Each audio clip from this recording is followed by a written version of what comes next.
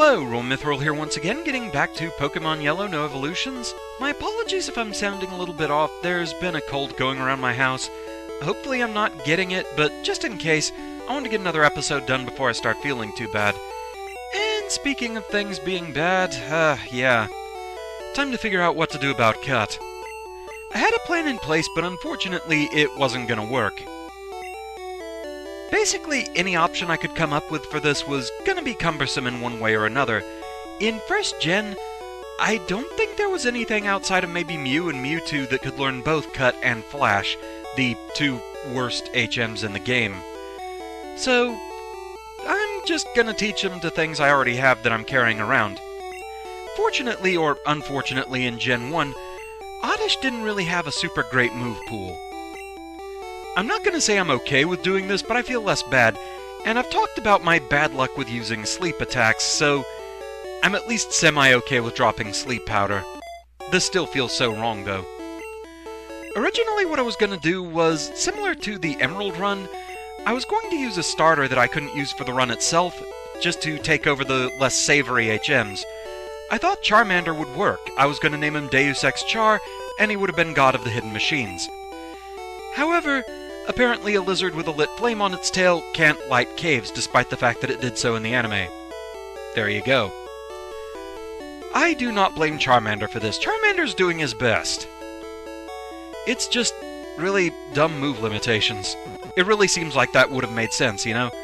But then it also makes sense that the light Pokemon Ampharos would be able to learn Dazzling Gleam, rather than the shadow Pokemon Gengar, but there you are.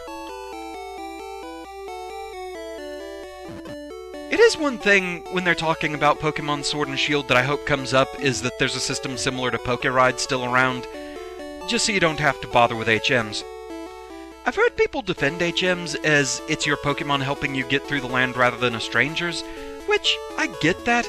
I just feel like there has to be a better way than sacrifice a move slot. Oh right, first gen, you couldn't just examine an obstacle and automatically have it taken care of. You actually have to go into the menu and use the move from here. Another thing we take for granted these days. Yo, champion making! Lieutenant Surge has a nickname. People refer to him as the Lightning American. He's an expert on electric Pokemon. Birds and water Pokemon are at risk. Beware of paralysis, too. Lieutenant Surge is very cautious. You'll have to break a code to get to him. And an annoying code it is, too. But first we're just gonna get rid of the trainers in here. This is no place for kids. Well, I kinda have to be here to earn the badge.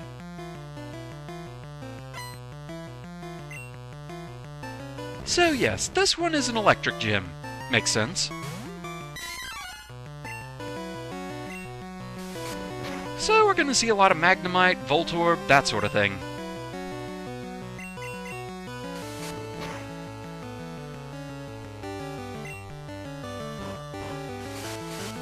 Sonic Boom at early levels, it can still be kinda scary. Losing 20 HP right off, it can be a bit of a thing. Later on, though, it gets easily outclassed. Wow, surprised me. Lieutenant Surge set up double locks. Here's a hint. When you open the first lock, the second lock is right next to it. The battery boxes will always be adjacent. I'm a lightweight, but I'm good with electricity.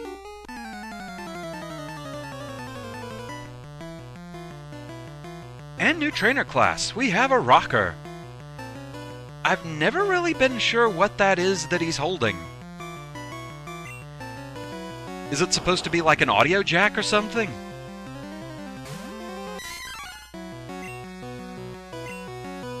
Later generations were a lot more clear that it was an electric guitar, but it definitely didn't seem to be there.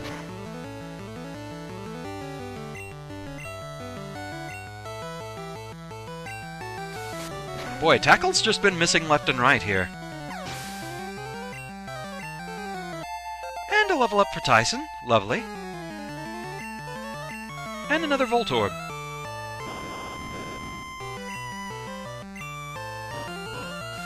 Well, I'm barely surviving that anyway.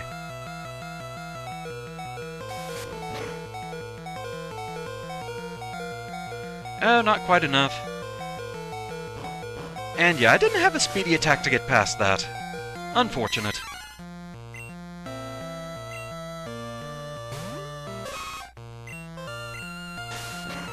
And back to the tackle.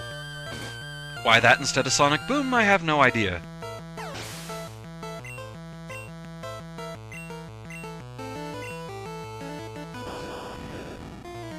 It is always interesting to me, though, to go back to older generations and see what trainer classes were there and maybe not in later games.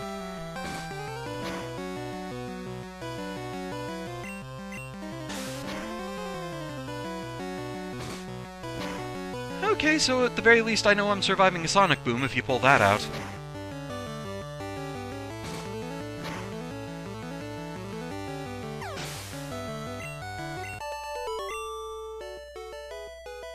Fried! Okay, I'll talk. Lieutenant Surge said he hid door switches inside something. Gee, I wonder what it could be. When I was in the Army, Lieutenant Surge was my strict CO. So, what was his CO power? Yeah, I've been playing Wargroove lately, and it's made me think about Advance Wars.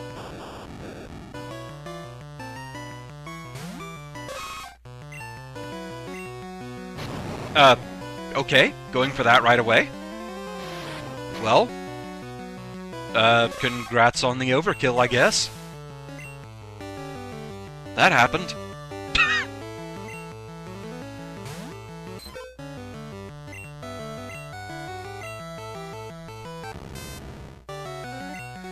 I honestly kind of forget if Magnemite can have that. Maybe. But right now it's just going with tackling.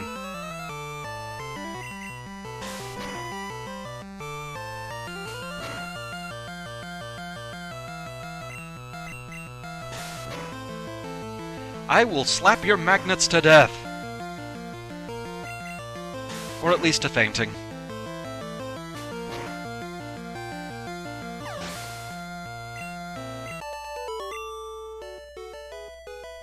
Stop! You're very good. The door won't open. Lieutenant Surge always was cautious. Okay, so let's go recharge real quick. World's fastest growing tree.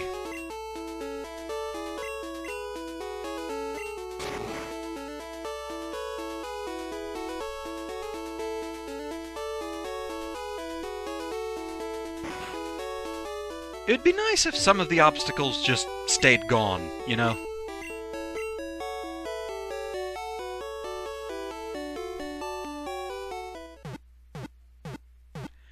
As a matter of fact, the very idea that they can come back, that can be rather problematic for saving your game. For example, if you cut down a bush and happen to be standing on the area where it was, save and quit, then reload the game, I want to say you can be stuck that way.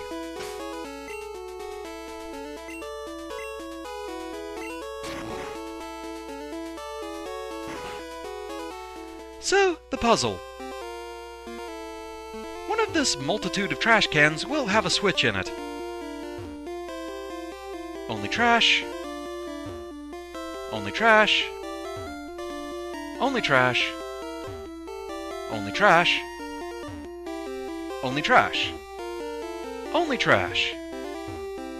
Only trash. Only trash.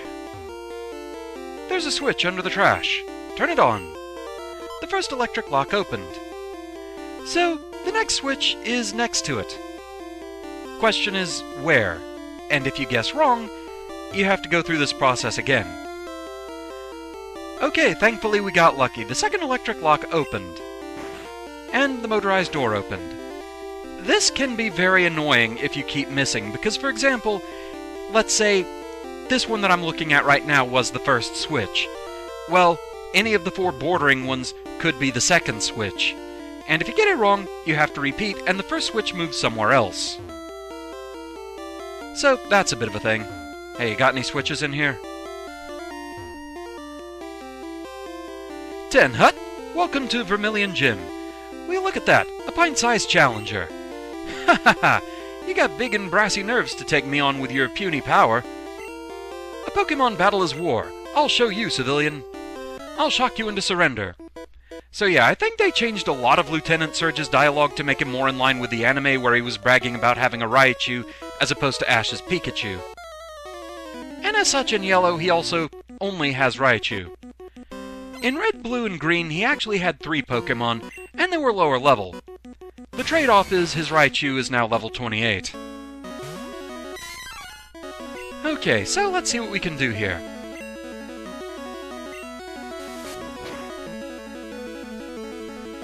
We are a bit under-leveled, but hopefully we can pull this off. He doesn't have any speed-based attacks, but he makes up for it with all-out power and apparently crits. So let's send out Conduit. Let's see if we can at least get this in. Okay, so Raichu is at the very least paralyzed now. Let's try Slam.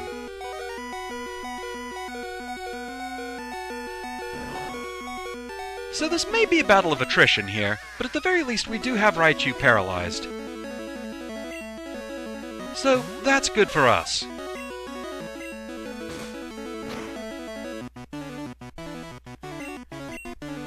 Going for X speed, but since Raichu is paralyzed, I don't think it's going to do a whole lot. Wow, it actually did make him faster. Okay. I don't know why I thought in first gen being paralyzed just basically guaranteed, yeah, you're going last.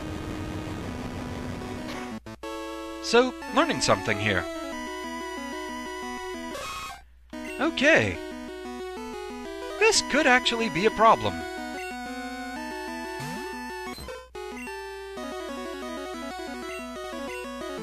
Okay, fully paralyzed at least.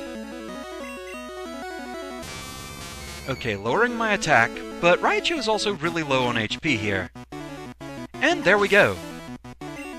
So yeah, the fact that they can't make this a one-on-one fight, it definitely works against Surge. But so does the fact that he lives right next to the Diglett cave. Just saying. And level up for Melody. Whoa! You're the real deal, kid. Fine then, take the Thunder Badge. The Thunder Badge cranks up your Pokemon's speed. It also lets your Pokemon fly anytime, kid. You're special, kid. Take this. And we get TM24. TM24 contains Thunderbolt. Teach it to an electric Pokemon. You know, unless they learn it naturally. A little word of advice, kid. Electricity is sure powerful, but it's useless against Ground-type Pokemon. So, yeah, unfortunately my list did not land on either Sandshrew or Diglett. Either of them obviously would have been a good choice here. Whew, that match was electric.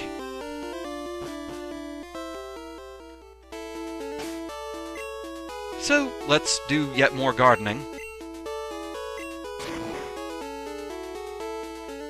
And let's go recharge again.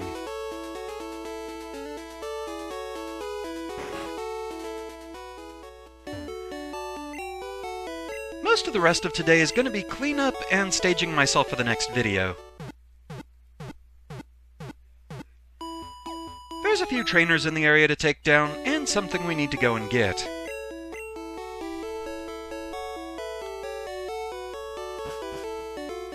Actually, 2 things we need to go and get. You have the Thunder Badge? You must be a good trainer. I just caught a Squirtle that was always getting into mischief. Would you take good care of it? Sure. So we got Squirtle. And guess who's on our list?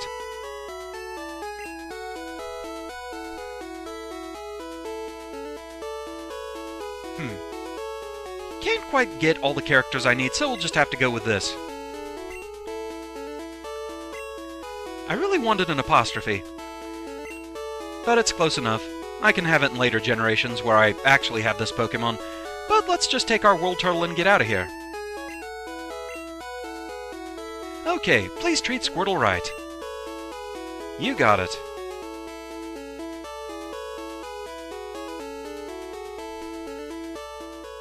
So our first stop is going through Diglett Cave. What a surprise! Diglett's dug this long tunnel. It goes right to Viridian City. It's weird how there's this kind of inconsistency sometimes with how you do plurals for Pokemon. Sometimes they add the S, and sometimes they'll just say like more than one Pikachu is still Pikachu, or more than one Diglett is still Diglett. But anyway, yeah, we have Diglett. The thing about Diglett is they are super fast. They also have pretty high attack, but also really low physical defense. So I honestly have to wonder how well one would have worked against Raichu anyway, because Raichu is also pretty speedy. And if it got in a good Mega Kick or Mega Punch, that might have been the end for a Diglett.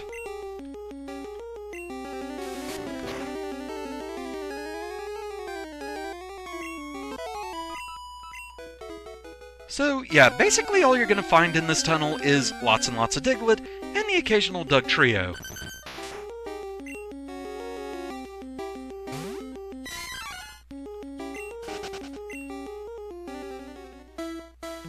It's an okay training ground, but not that amazing, really. I'm not sure if it's the best I have open right now or not. I mean, you do get some fairly high levels here.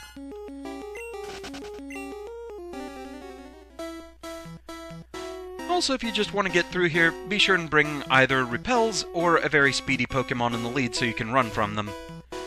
I went to Rock Tunnel, but it's dark and scary. If a Pokemon's flash could light it up.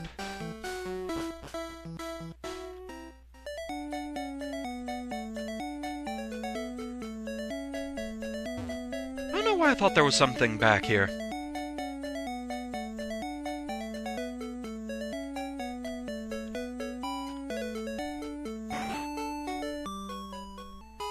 The fainted Pokemon can't fight, but it can still use moves like Cut. I'm looking for Clefairy. Want to trade one for Mr. Mime? Not really. Oh well. I mean, I don't even have a Clefairy anyway, so I couldn't really help you there anyway.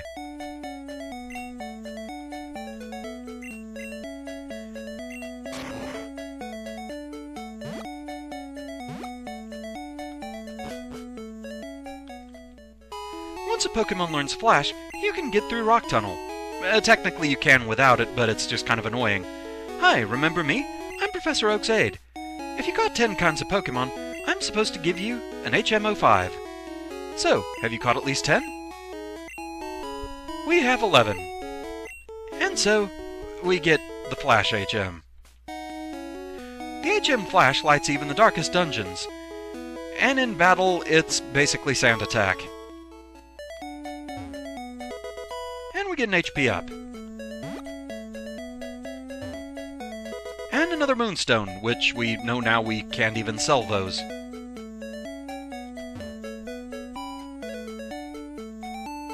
So yeah, going out to the west there, that just leads back to the areas around Viridian Forest and all that, so if you really want to, you can go back through there, back through Pewter City, back through Mount Moon, and get back to those areas near Cerulean that we were cut off from. But I don't think it's really worth it for now.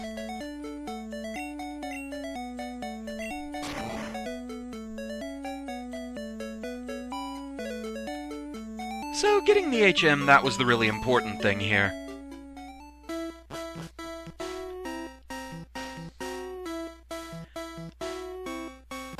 Dark areas in Gen 1, they work a bit differently. It just really tones down the color in the area to where it is very dark, but if you're paying attention, you can still find your way around. I'm basically just going to use it for the sake of convenience for the videos.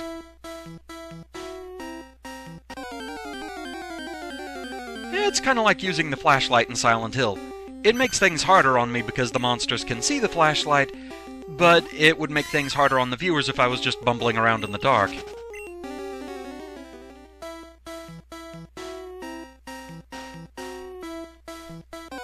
The only way Flash makes things harder for me is I have to teach it to someone.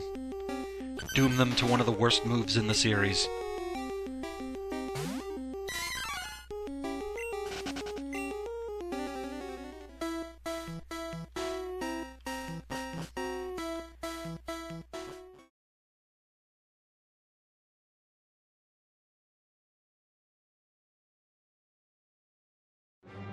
Who's that Pokémon? It's a twin!